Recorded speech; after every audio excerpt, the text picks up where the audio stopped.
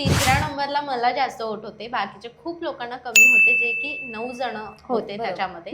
तर मला शॉक बसला ह्या गोष्टीचा की काहीतरी झालंय, त्यामुळे बाहेर काढले. तेव्हा भाऊ म्हणाले की विशाल मुलींच्या खांद्यावर बंदूक ठेवून गेम खेळतोय, त्यावर तुझं काय मत आहे? त्याच्यामुळे रागात तिने त्यांचे अंडे बिंडे चोरले असतील. मी तर म्हणते फोडून टाक. लहानपणापासून करते तर मी कोणाला घाबरत नाही त्यामध्ये, आणि अशानं मी खूप लोकांना पळून लावले आणि आता पण लावेल. असं सगळेजण बोलले, तिच्यावरती खूप ओरडले, आणि ते राकेश दादा पण आले आणि तिला खेचायला लागले. ते तिला नाही आवडलं. हॅलो हाय नमस्कार, मी नंदा बजाज तुम्हा सगळ्यांचं पुन्हा एकदा स्वागत करते टेलिगप्पामध्ये. बिग बॉस मराठी 6चा दणका सगळीकडे सुरू आहे, पण पहिल्याच आठवड्यात बिग बॉसच्या घरातून बाहेर पडली राधा पाटील, आणि त्यामुळे सगळ्याच प्रेक्षकांचा हिरमोड झालाय म्हणता येईल. पण आज राधा आपल्यासोबत गप्पा करणार आहे. तुझं स्वागत आहे टेलिगप्पामध्ये. कशी आहेस तू? एकदम छान आहे. खूप सुंदर दिसतेस. थँक्यू. ओके, बिग बॉसच्या घरात तुझा दणका आम्हाला बघायला मिळाला, पण अनपेक्षितरित्या पहिल्याच एविक्शनमध्ये तुला बाहेर यावं लागलं, यावर काय सांगशील? शॉक होते मी खूप, कारण की मला वाटलंच नव्हतं. Right. तर मला असं कळलं की माझ्या फॅन्स लोकांनी मला सपोर्ट नाही केला, वोट नाही केले. असं मग मी बाहेर गेल्यानंतर मी आधी ते चेक केलं, पण असं काहीच नाही होतं. तिसऱ्या नंबरला मला जास्त वोट होते, बाकीचे खूप लोकांना कमी होते, जे की 9 जण होते त्याच्यामध्ये. तर मला शॉक बसला ह्या गोष्टीचा की काहीतरी झालंय, त्यामुळे बाहेर काढले. बाकी काही विषय नाहीये. म्हणजे काय वाटतं तुला, कुठे चुकलं नेमकं, कुठे कमी मला पडलं? नाही, गेम मध्ये मला असं वाटतं मी कमी पडली असेल. कारण की माझं पर्सनली माझं असं होतं की कोणाच्या दुसऱ्यांच्या मुद्द्यामध्ये मला नाही भांडणं करायची आहेत, आणि ज्या की मुली आहेत आतमध्ये ते कोणाच्या पण भांडणामध्ये त्यांचं स्टँड घेणार, त्यांचा मुद्दा तिथे बनवणार, हे मला नाही आवडत होतं. तर मी माझी शांत बसत होती. जेव्हा माझ्यावरती येणार तेव्हाच मी आवाज उठवत होती. असं. आणि आम्हाला तर तो गेम तुझा बघायला मिळाला. भले भांडणात कधीच तू हिस्सा नव्हतीस, पण तुझं एक चांगली गँग टोळी तयार झाली होती. त्या टोळीबद्दल काय सांगशील, त्यांच्या गेमबद्दल काय सांगशील? आणि दुसरी गोष्ट, विशालला जेव्हा आता शेवटचा विकेंडचा वार झाला, भाऊचा धक्का, तेव्हा भाऊ म्हणाले की विशाल मुलींच्या खांद्यावर बंदूक ठेवून गेम खेळतोय, त्यावर तुझं काय मत आहे? नाही, असं काही नाहीये. तो आमच्या खांद्यावरती बंदूक ठेवून, फक्त तो आधी गेम खेळून आला आहे हिंदी, म्हणून तो त्यांना आम्हीच मुली की अरे सांग ना काय कसं असतं काय, कारण कन्फ्यूज झालो होतो आम्ही खूप. मग तो आम्हाला समजावून सांगायचा प्रयत्न करत होता, बाकी काही नाही. ओके, तुला पर्सनली असं म्हणायचं झालं तर टोळीमध्ये कोणाचा गेम आवडतोय? रुचिता, अनुश्री आवडतं. आपली टोळी गँगच भारी आहे. आपलीच आहे ना ती. बरोबर. जे चावीचं प्रकरण झालं होतं, त्यानंतर आता पुन्हा एकदा काल अंड्याचं प्रकरण सुद्धा झालंय, त्यावर काय सांगशील? मी नाही बघितलं हे. मला माझ्या ग्रुपमधल्या एका मुलीने रील्स पाठवली, अगं दीदी अनुश्रीने अंडी चोरली मेली.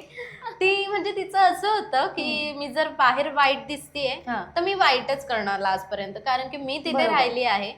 मला माहिती आहे आम्ही 5 जण आणि ते 12 जण होते. ओके, तर त्यांचं बहुमत जर आलं ना, ते लोकांनी आमचं स्टँड कधीच घेतला नाही ना, आमच्या शब्दांना कधी मान दिलाय त्यांनी.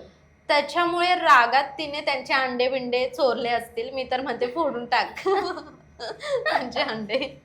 बरं, जसं झालं एंट्री तुझी धमाकेदार झाली होती, आणि तेव्हाच आम्हाला तुझं एक रूप बघायला मिळालं होतं की तू स्ट्रेट फॉरवर्ड आहेस, काहीही मागून नाही.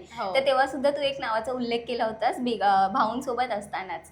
तर ते म्हणजे असं काय, त्या मुद्द्यावर काय म्हणणं आहे तुझं? एक नाही, मला कोणाचं नाव नाही घ्यायचंय, फक्त मला हे बोलायचंय की मी स्टेजवरती भले मी बिग बॉसच्या घरामध्ये थोडंसं गप्प होती, आणि माझा स्वभावच आहे की मी पटकन कोणासोबत मॅच नाही होत, पटकन मी कोणाशी बोलत नाही.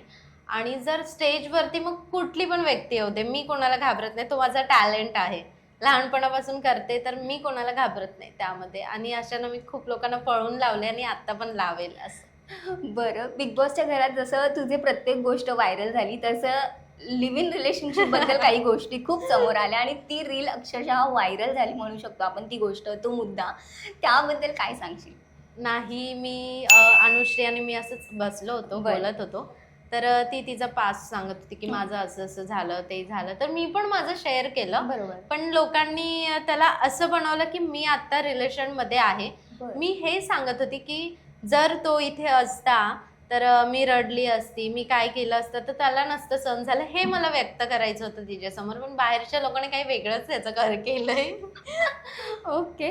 आता मी तुला काही प्रश्न विचारेन, त्याची बरं. मला फक्त रॅपिड फायरमध्ये उत्तरं दे. घरातला सगळ्यात स्ट्रॉंग प्लेअर कोण वाटतं तुला? रुचिता म्हणता येईल, कारण की ती खूप स्ट्रॉंग आहे. हम्म. 12 तर 12 जणांवरती अशी भारी. फाईट करणारी आहे ती.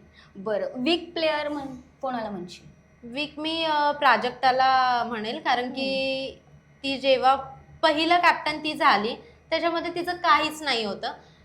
टेबल खाली जाऊन फक्त ती भरायचं काम करत होती, बाकी सगळे नडलोय तर आम्ही हो. नडलोय तिच्यासाठी. आता माझे गुडघे पण अजून पण लागले माझ्या गुडघ्यांना, एवढा आम्ही तिच्यासाठी खूप प्रयत्न केला, पण ती पण अशी निघाली की आमचं स्टँड नाही बाकीच्यांचं स्टँड घेत होती. बरं, मिस्टर इंडिया कोण आहे घरातलं तुझ्या मते? असं तर मला कोण नाही वाटत, सगळे दिसत आहेत. सगळे. बरं, बोल बच्चन फक्त बोलतो आणि काम काही नाही. कारण फक्त बोलतच बसतो. बरं, नारद मुनी कोण आहे इकडच्या गोष्टी तिकडे?